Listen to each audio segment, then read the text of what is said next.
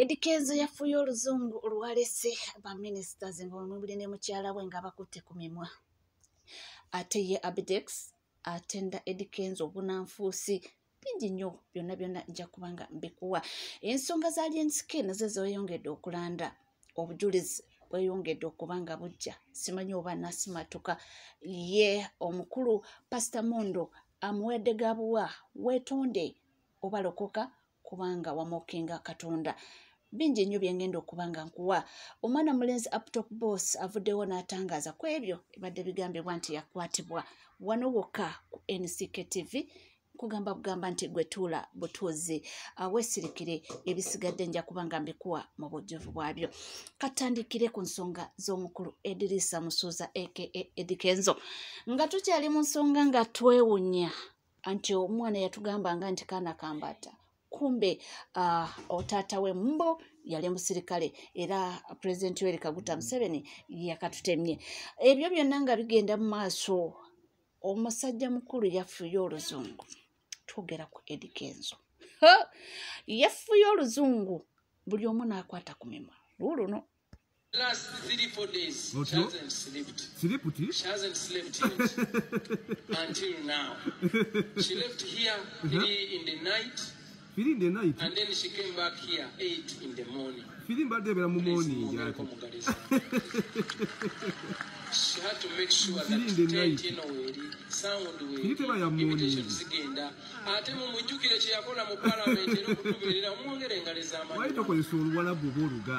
We thank you so much.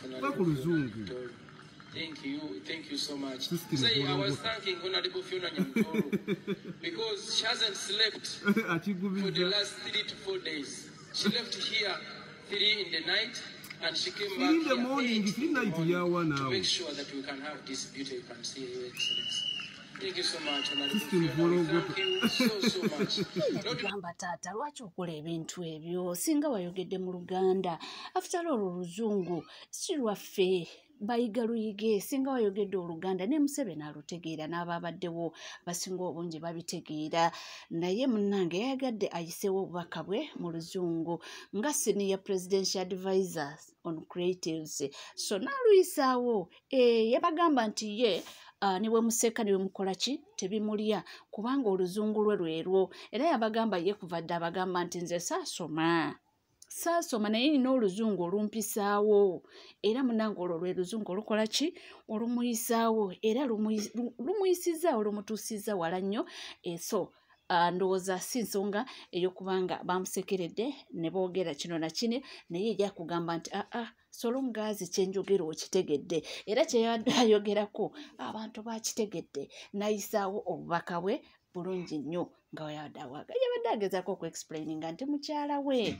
bambi yabadde bize nnyo yavudde ewaka saawa 9 yabadde agezaako okutugamba saawa 9 ogw'ekiro n'ate yerabidde omwenda ogw'ekiro nti buba bukedde nti ziba in the morning ate yaziise ati night ate n'atugamba bambi ebintu byabadde awo ebityo naye yabadde agezaako okuyisaawo points gyemanye nti abantu bakoze ki bategedde nga tuvuddeko era nga tukyali ku nsonga zezimu ye omukulu Abitex avuddeyo neyekookoola agamba nti omwana ono Eddie Kenzo bibino essaawa zino katono nnyo kino ekintu kiri sensitive nkugamba bwe nti tujja kugendayo waali yenye tulekemu naye ofuna bulungi essaawa zino Eddie Kenzo yalaze omutima omubi ogw'okweyagaliza era President Museveni abayimbi abayimba tubonga naawe kwata sente zibongere kubanga olwo luyimba mu byobufuzi toka kwa barabara ne tubonga naawe ezo tezigenda kumenyebwawo.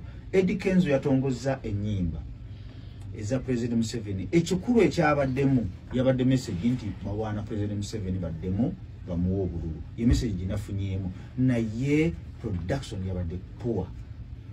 Tunyumirwa nnyo ennyimba za Kadongo Kamu Fred Sebale Kibijigiri n'omukyalo ono yayimba Mukenegolese Janjala ne Wile Mukabya bayimbye oluyimba olukyasinze okubeera olubi. Melody eri poor, production eri poor. Eddie Kenzo yazze n'ayimba ebintu mu bufunze yatongozza ebiyimba ng'ojjako ye President Museveni yafunyemu kubanga message yabaddemu yabadde promotinga President Museveni okutali musango ye yafunyemu nga president naye omusajja gwaita Eddie Kenzo kweyagaliza yamaliriza afumbiridde kyalubame kitaliimu wadde akawooma. Era omukolo mu bufunze Eddie Kenzo ebintu byeyakoze omukolo nagwadde 75% kubanga ffeno ne bebaako emmere twagiridde kuba emmere y'emunyonyi eyo eyinza okuba ku mitwalo nga 15 n'ekyokubiri kinalabyewo omukolo abayimbi baguzize ku bintu bibiri baaganye buganyi kujja babadde bize oba babadde n'ebivulu baguzize oba tebategeezeddwa. Kitubagamba nti promota tomwepankirangako bakuba batya omukolo okuyita abantu 10 abantu ne bajja abantu nga 305 noyita abayimbi mu Uganda yonna nga Shiba taliyo katono nnyo Shiba taliyo Palaso taliyo Sindi taliyo Bebe Kulu taliyo Fiki taliyo abayimbi ab'omulembe guno nga tebaliyo n'oleta abayimbi b'emyaka emyaka 3 emabega era abayimbi betwabadde nabo ng'ojjeko Jose Chameleone legend of all time abayimbi ababaddewo twabadde tulina Mike Yazigidi omukolo yagubaddeko twabaddeko ne Mad Tiger mutoto wa Afrika twabaddeko n'omuyimbi Queen Florence twabaddeko n'omuyimbi Freddy Dani Mugula yayimba netubeerako ne Kakumirizi netubeerako n'omukyala wano eyabente Feibe Nasolo ekintu kyaggwa bagenda mu kooti n'ebikko ate mu kusooka nze nali manyi nti yabente emu tuzanyisanga Feibe Nasolo yabente esukka mu naye lwakuba nti zaali za maama we ojja kunzija ku mulamwa kakati ngezaako mbawo ekitiibwa abayimbi abakadde byebyo nga woobiwulidde agamba nti bwabaddeyo lutali yeye agamba nti ennyimba ezo ebbiri ate era bw'ozitunulamu oba oliawo omusajja ono alina ensonga nti ennyimba ezo zikyakwatayo era n'essaawa ya kakati newazikuba era zikyakolera ddala kwembulugunya kukwe ndowooza okuwulidde naawe osobola okuba nga owaayo opinioni yo ku ebyo ebintu eyo tuvuddeyo tugende Walian Skin eno ebintu bino biwanvu era nga essaawa ya kakati wetwogerera bwino bweyongedde okuvaayo ye ono agambye nti wadde bagamba nti abavubuka bano be balina omusango nti naye nedda tutunuulire nnyo ani yakomandenga bakwate omwana era batuuze n'omukuba nti nze we mbeera ndi subject wo nga gwe bosi wange nondagira kola kino nyina kukola ekyo kyondagidde nti awaani abalina omusango.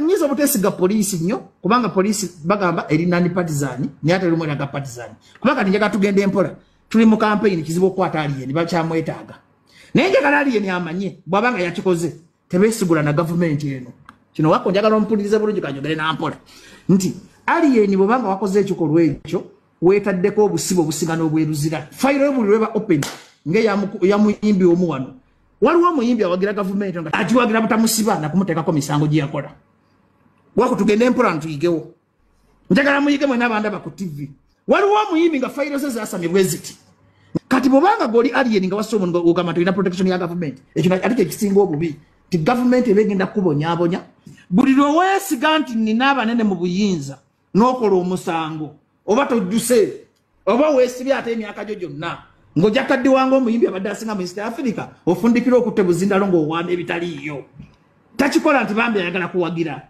akikola kukojjako misango gye yakola akikola butamukwata fayiro ze oba ofuuse serevale ow'emyaka emirala 10 n'abaana bo bafudde ba serevale tokolanga omusango ompulira n'ogamba nti kasita gavumenti eri mu buyinza yempagira ekyo kikyamu era muna abeekweka mu gavumenti eno nga mukola ebikolobero ate bo bali bubi okusinga ffe abatajekwekamu abatalina bikolobero solution y'emirembe mu ggwanga butakola bikolobero ti gavumenti esobola okubikirira kati ne bakera ku makya ne bakyusa IGP ne baleeta omusajja nga bamulese nga lokeeki nga yajagamba tuddemu tusitule fayiro zonna ani yakola omusango deni ofundikira ogenze gavumenti esobola okuva mu buyinza ne wajja gavumenti bagamba ani abatanga abantu gwosooka okukola ki kati solution y'emirembe mu nsi kwewala bikolwa bibi nti munnange bw'oba wakola ekintu ekyo wetiisa omugugu gw'otagenda kusitula ti abantu abo bajja kukozesa paka n'ebyotayagala kukola kubanga ojja kuba otambulira ku ntoli zaabwe ekyo kintu kye kimu ne Kabayamani kye yagambye n'agamba nti abantu abo si bakwesigulirako nti waliwo omuyimbi era nga n'oyo bwakyogedde nti waliwo omuyimbi essaawa ya kakati atambulira ku ntoli z'abantu asigamba nti ayagala naye lwakubanga alina byasasulira tubadde tukyali awo ne zireeta Pastor Mondo ye n'agamba nti omukulu oyo Alien Skin alina okwetondera Mukama Katonda kubanga yammokinga nti byebyo ebizibu byafuna ebya buli lukya ebitaggwa. Olunaku lwaleero nzize njogere ku nsonga za Alien Skin. Alien Skin manyi waali kikisookera ddala. Ekyokubiri mulamu ali bulungi talina mutawaana. N'omuntu amulina wabuvunaanyizibwa ekiseera kijja kutuuka muweeyo bw'oba nga yeetaagibwa. Naye ku maka ge kyabadde kirungi nnyo nti all process zitwalibwe. Let those all process be taken on and people can be able to get justice. Bafune justice, abantu bafune justice, abantu bafune kyebayita obwenkanya. Naye ng'ovudde ku ekyo nina kyensaba nti ba Fongan soldiers amaanyi gano ge mukutte nga mukozesa gabere matono nnyo. Katulekere poliisi ekola omulimu gwayo. Naye nina ebigambo bino ebikulu mbibajjukiza kubanga nabibagamba naye temwampulira. Nabagamba nti ekigambo kibayita omusaalaba tebakizanyirako. Tuyinza okubeera mu konsati, tuyinza okubeera mu bivulu, ne tubeera mu yeerere ne kyakala naye ekigambo kyebayita Kristo kinene nnyo. Kristo ge maanyi, Kristo gwe buyinza. Omusaalaba mwaguzanyirako nnyo, omusaalaba mwagunafuya nnyo, kati omusaalaba guno gukomyewo gye muli. Mwali mulwana nga bwe nkugambye nti ddayo weenenye genda onoonye eddiini mw'osabira oba abantu bo wanyiiza ogende n'abantu be watyoboola obendenyeze. Ekyokubiri weggyeko abalenzi abo bakufune security. Leka gavumenti okufuna security, gamba bebikula kufuna security. Ensonga ijja kuggwa. Nkwagaliza obuwanguzi, nsaba Katonda toyingira depression kubanga depression ejja kutambuza mu kintu kirala, and that's how people go away from the stage.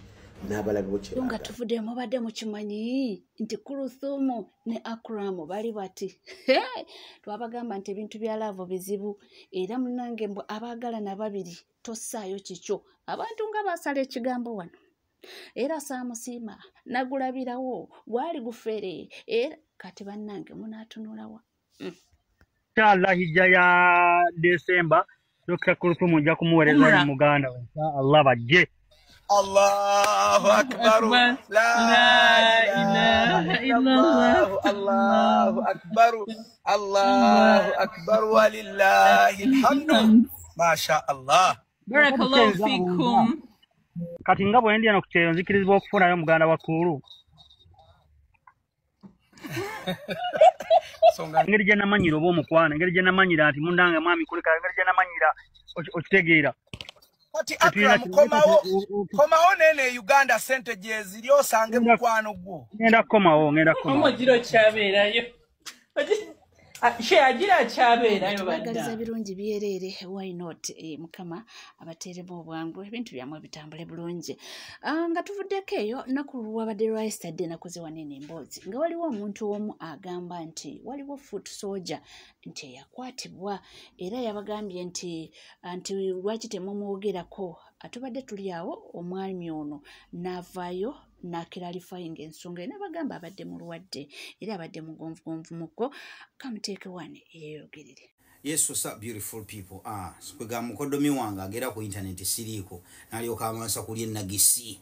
But anyway, ekyo si kye kindeese. Ensonga endeese njagala kwebaza abakomuledi mwenna abali ku internet ababeera concerned singa muba mulabye omuntu nga amaze ebbanga nga tapostinga ne mulaba ekintu nga kiri unusual ne mufaayo ne munkyekingako. So the thing is mbadde mugonvugonvu mu ngeri ki omuntu bw'aba mulwadde baga olwadde obadde bumubala embiriizi naye nze erinnyo libadde limbala oluba nagenda ne nfuna obuzibu erinnyo ne lintabukira. Erinnyo bwe lyantabukira nga mpulira siina kyakusalawo nensalawo nditwali balikuulemu Olwenalitwala oddikuulamu ebyawano sibi eby'Uganda woogenze kakasa nti erinnya todda nalyo olwatuukayo eri bagenda okunkolako check-up ate abasawo nga banziza mu sayansi w'amayanzi nga baŋŋamba mbu erinnya okusinziira ku situation gye lirimu tetujja ddikuula kati olina medication gy'olina okusooka okutekinga after 7 days then olyokodde eyali agenze ng'enniya yange yonna ejjudde yakujja mu linnyo ate ne baŋŋamba ate ne baga erinnya mulikuule ne baga no kati jjukira sawo munaye muzina ensi ezikuze si baakubamirako bw'aba akugambye kyaba akugambye kiba kyekyo munaye nga bamprescribingira ddagala nga bampa kipapula nga ngenda ngula ddagala libakola ki nga nzira waka na linnyo lyange ng'olumira akaweke erinnyo litowolokokamu for some time naye eddagala oba libanga erinzigwako ng'erinnyo liryoka liddamu litabuka abali balumiddwa ku linnyo musobola otegeera obulumi bwalyo bannaye nga mpulira eddagala ate njagala ddimiranga ki njagala ddimiranga ndowooza mukitegedde nti abadde mulwadde w'erinnyo si mukwate nga mukulu oli we yabadde agamba nga tuvuddeko eyo omwana mulenzi Kakwenza Lukirabaseja alagize obutali bumativu n'obwenyamivu eri abayimbi b'eggwanga Uganda. So omukulu gwe njogerako essaawa ya kakati yadduka mu ggwanga Uganda ebyamubaako mwabitegeera munnamateeka muwandiisi w'obutabo era yatuwandiikira obutabo nga The Greedy Barbarian n'atuwandiikira akatabo nga The Banana Republic bonna bukwata ku nga bucriticizinga n'okulaga biki ebigenda mu maaso mu regimu yaffe waneno mu ggwanga Uganda. Yavuddeyo n'alaga obutali bumativu oba n'obwenyamizu ng'agamba nti kyewuunyisa abayimbi baffe waneno mu ggwanga Uganda nti abayimbi b'e South Africa bayimbanga ennyimba ezivumirira ebikolwa ebitulugunya Munnayuganda n'ennyimba nga ezikooboola abantu okulwanyisa ebikolwa ebikyamu n'okuggyako nakyemali nti ate ffe waneno mu ggwanga Uganda abaffe begatta wamu bayimbe bawaane mbu oyo atulugunya omuntu wa wansi. Agamba kyewuunyisa nnyo nti abo be bayimbi be tulina era nga be tulinamu essuubi be tuwaana nti tulina omuyimbi gundi ne gundi. Naye ate nga bw'otunuulira ebintu bino ng'ozeeko emabega wali wentandikidde bagambye nti abayimbi abamu baneeno bayimba si kugamba nti beeyagalira naye balina oluusi ebizibu ebyabatuukako nga bano abasajja bali mu mikono gy'abasajja bano baabakwata bwe bati nga balina kukola balina bagondera balina kuwaana oba baagala oba tebaagala. Era tebagezezaako okubanga bagamba abayimbi bano abato nti mwewala ebintu ebyo kubanga nammwe mujja kwesanga nga mu mbeera yonna ne bweba ekintu ekyo kyagala kijja kufoosinga kubanga bakuyinako ki kopi gye bakukwatiddeko ng'olina okugonda. Eyo nvuddeyo atugende ku nsonga ya Muhammad Nsereko ne Mathias Mpuuga ekitokota naye eyo sayidi zeeyo. Oluvannyuma Nsereko yagambye nti okwenda osinga Mpuuga awagiramu Nuupu. Biibino katugendeyo ko tulabe ono yagamba obujulizi waliwo awakanya kakati Nsereko bye yayogedde gwoyinza biwakanya kubanga mbadde musera bameka kakati omusezi akubuulidde babadde baziikula ne gye bateeka kati gwe amaanyi onongajjawo agawakanya awangaala Ssaabasajja Kabaka. Omukazi agambye oyo omukyala oyo nti ye abange gwe ne woobeera n'osobola okuwakanya omukulu Nsereko kyayogedde nti jjukira baneeno babadde ebintu byabwe nga babikola wamu ekitegeeza amanyi nnyo okutusinga ffe nti olaba avaayo n'atuuka okwogera ekyo ekintu omulojjudde kiba kitegeeza nti kiba kibuliramu ddala abaffe bino so tuli twabagamba nti munange time will tell omuzungu bwatyo bwagamba nti ebintu mubiwa obudde ebintu bijja kubanga bikola ki kubanga omusooka abantu balowoozanga nti bali be babi be balina enkwe tebamwagaliza bikoze bitya naye kati ndowooza kati mulabira ddala ebintu gye bituuse era nga gye biraga ebintu we bituuse olaba batuuka bukanabuka kati ne bevaamu oli n'agamba nti nedda nze engeri gye mbirabamu munnaffe tali ku mulamwa ali bibi ennyo alina kyabala era awo otegeererawo nti mu butuufu talina gyakola ki gyatwala abantu ng'omukyalo oli ye yavuddeyo n'agamba nti nze nkivuddemu nze mbadde nze oluvannyuma bamugambako ate obusungu ensonyi n'azifuula busungu ye n'akola ki oli ku NCK TV teweerabira mukwano gwange okubanga osubscribinga ate mbeebaza ne sikwebaza yenna okubanga mutwagadde nnyo mwebale kutambula naffe tusiima nnyo era tusiimira ddala mbagamba kimu nti temuvaawo kubanga tukyalina amawulire mangi nnyo tukomawo